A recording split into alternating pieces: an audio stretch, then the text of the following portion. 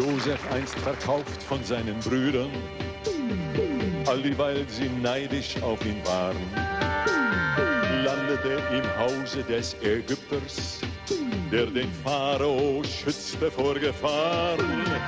Dieser Wächter des erlauchten Leibes hatte als Privatmann eine Frau voller Lebenslust und Langeweile.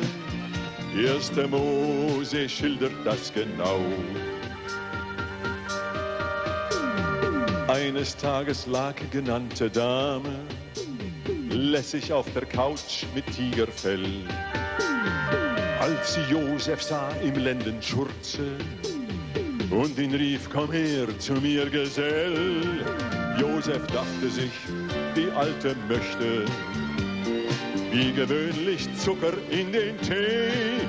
Doch sie griff den Josef hart am Schurze, heischte Liebe auf dem Kanapee.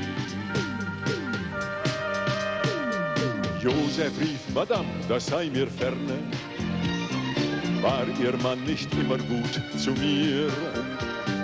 Wär ich seiner würdig, wenn ich's täte? Und er floh und ließ den Schurz bei ihr.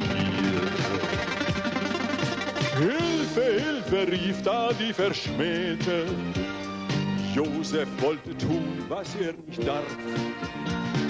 Sie beklagte sich bei ihrem Manne, der Josef lässig in den Kerker warf.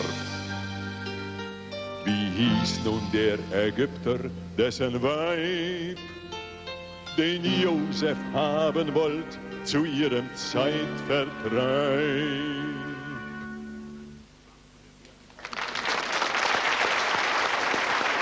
Wir danken Bruce Lowe herzlich.